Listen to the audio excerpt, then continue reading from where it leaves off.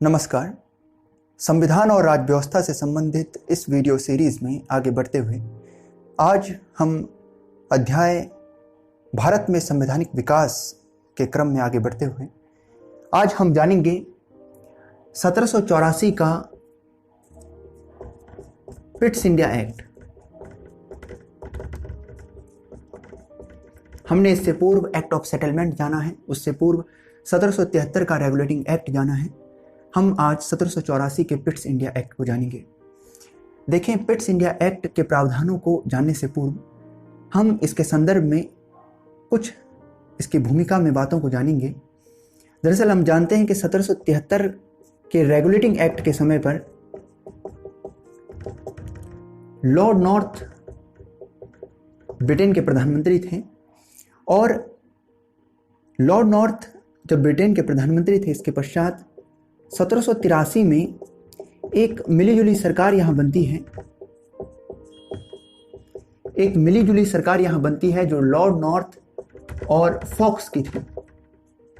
Lord north और fox की एक मिलीजुली सरकार यहाँ बनती है और ये लोग मिलकर एक अधिनियम को, एक एक्ट को भारत के संदर्भ में लाते हैं।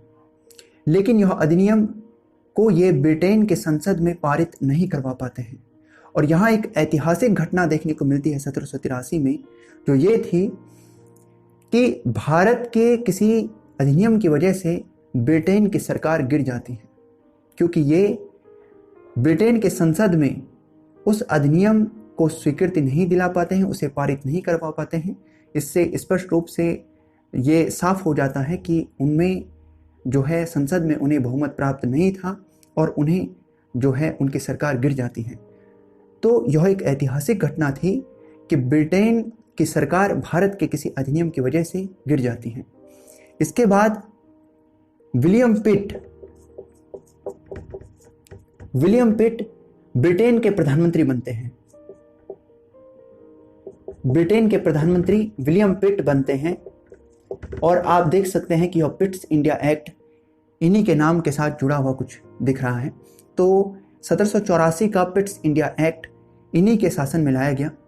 तो विलियम पिट ब्रिटेन के प्रधानमंत्री बनते हैं और इसके बाद वे पिट्स इंडिया एक्ट लाते हैं और इस एक्ट में जो कुछ प्रावधान थे हम अब उन्हें जानेंगे कि वे क्या प्रावधान थे जो इसमें किए गए।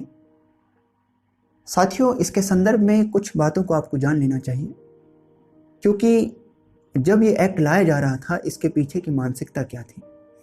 1773 में जब रेगुलेटिंग एक्ट लाया गया, इसके बाद 1781 में एक्ट ऑफ सेटलमेंट और तुरंत ही 3 वर्ष बाद 1784 में पिट्स इंडिया एक्ट लाया गया। तो अब क्योंकि ब्रिटिश सरकार जो थी ये धीरे धीरे भारत में अपनी राजनीति को मजबूत करना चाहती थी और अधिक गहराई तक जाना चाहती थी। अपने जो भारत में वो छोटे छोटे क्षेत्रों को विजित कर रहे थे, अब वे पूरे भारत को एक ब्रिटिश उपनिवेश में बदलते हुए देख रहे थे।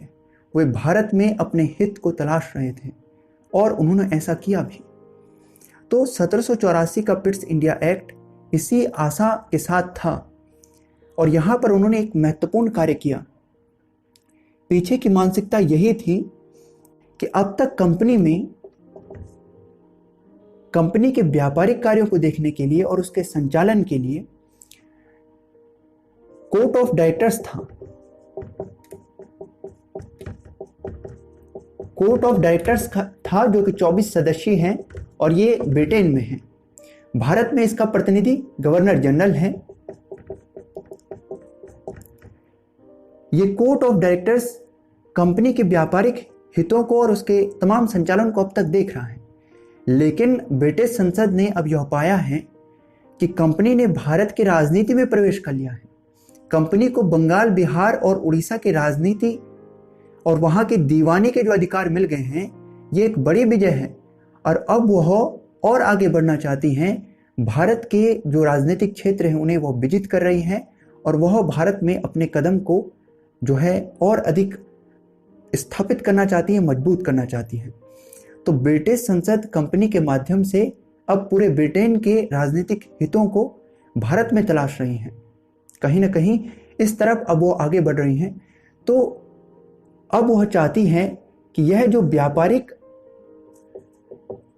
कंपनी के व्यापारिक कार्यों को देख रही है।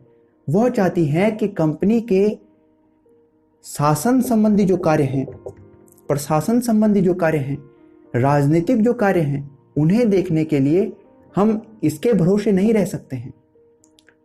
यही उन तमाम जो है कार्यवाहियों पर भी संचालन रखिए। तो संसद चाहती नहीं, ऐसा नहीं करेंगे, हम एक पृथक संस्था बनाएंगे और जो एक स्थायी संस्था होगी उसे हम बनाएंगे और वो जो है कंपनी के राजनीतिक मामलों को देखेगी। तो यहाँ पर ब्रिटिश संसद अब राजनीतिक मामलों के लिए एक अलग संस्था बनाना चाहती है। वो नहीं चाहती है कि court of directors he company के राजनीतिक मामलों को भी देखे। उसके लिए वह राजनीतिक मामलों के लिए एक पृथक संस्था को जन्म देना चाहती हैं, जो ब्रिटिश संसद के अंतर्गत हो, जो शेयरधारकों से चुनी भी ना हो, बल्कि ब्रिटिश संसद के अंतर्गत हो। ब्रिटिश संसद उसमें जो सदस्य होंगे उन्हें चुनकर रखे और इस प्रकार से ब्रिटिश संसद का भारत की राजनीति में और मजबूत स्थिति हो जाए। तो आप यहां देखेंगे कि इस एक्ट में बोर्ड ऑफ कंट्रोल, इस एक्ट में आप देखेंगे कि बोर्ड ऑफ कंट्रोल को जन्म दिया गया, इसे गठित किया गया, जो कि 6 सदस्यों की थी। तो 1784 के पिट्स इंडिया एक्ट के प्रावधानों को अब हम जानेंगे। पहला, बोर्ड ऑफ कंट्रोल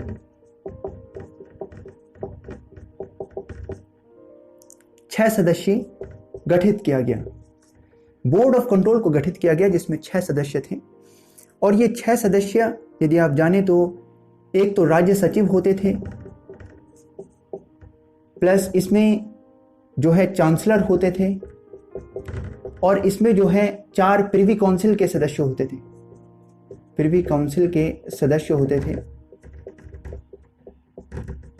काउंसिल राज्य सचिव ये सरकार के जो मंत्रिमंडल होता था उसके सदस्य होते थे। 4 प्रिवी काउंसिल चांसलर होते थे। 4 मतलब इन्हें जो है राजा जो होता था वो अपने जो मनोनीत कर लेता था। तो इस प्रकार से पूरी तरह से ब्रिटिश संसद या सरकार का इन पर नियंत्रण होता था। ये सरकार के लोग होते थे।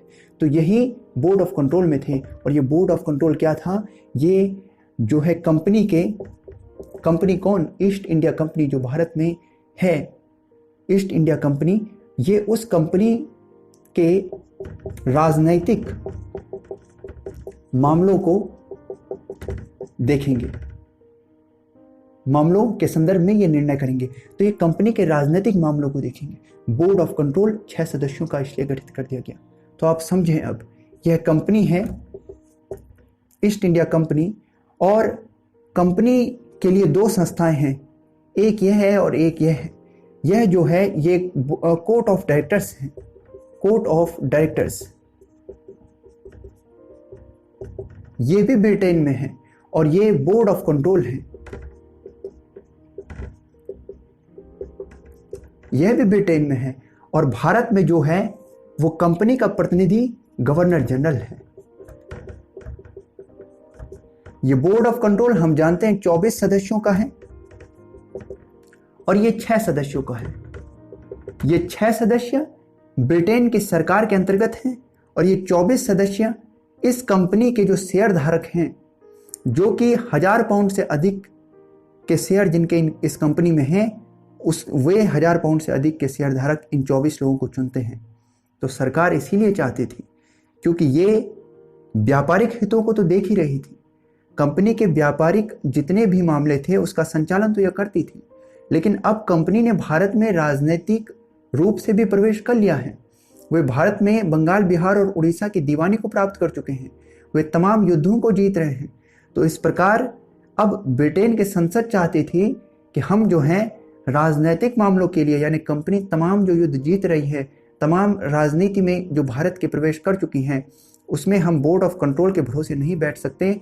हमें ब्रिटेन की संसद के नियंत्रण वाली एक बोर्ड ऑफ कंट्रोल को गठित करना होगा और वह कंपनी के राजनीतिक मामलों को देखेगी। तो यह राजनीतिक मामलों को देखने के लिए थी और अब ये व्यापारिक मामलों को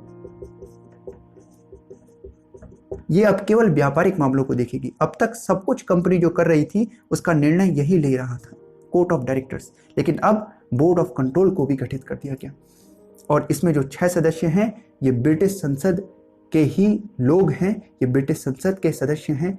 तो इस प्रकार से ब्रिटिश संसद के पूरी तरह से नियंत्रण में है और इसमें कुछ तो मैंने बताया भी कि ब्रिटिश मंत्रिमंडल के ये सदस्य हैं।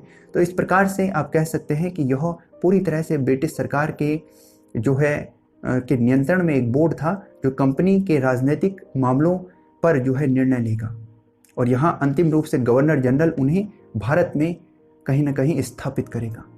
तो इस प्रकार से एक व्यवस्था को बनाया गया। तो यहाँ आप कह सकते हैं दूसरी बात कि व्यापारिक और राजनीतिक मामलों को अलग किया गया, यानी व्यापारिक मामलों को अब जो है कोर्ट ऑफ डायरेक्टर्स देखेगा और राजनीतिक मामलों को अब जो है बोर्ड ऑफ कंट्रोल देखेगा। तो इस प्रकार से व्यापारिक और राजनीतिक मामलों को भी अलग कर दिया गया। इसके अलावा हम जानते हैं कि जो गवर्नर जनरल थे, यानी जो बंगाल का गवर्नर जनरल है, बंगाल के गवर्नर जनरल की जो कार्यकारी परिषद है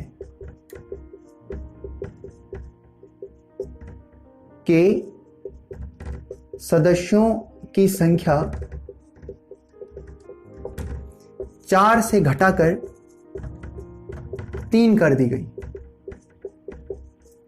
यानी अब जो बंगाल का गवर्नर जनरल जो अब तक 4 सदस्यों के साथ था, उसकी सहायता के लिए हमने देखा था 1773 के रेगुलेटिंग एक्ट में कि 4 सदस्यों के एक परिषद को गठित किया गया और उसे एक कार्यकारी परिषद कहा जाता है।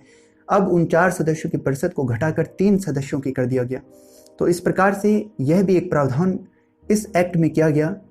इसके अलावा इसमें कुछ और प्रावधान भी किए गए, जैसे कि कंपनी के द्वारा, यानी ईस्ट इंडिया कंपनी के द्वारा भारत में विजित क्षेत्र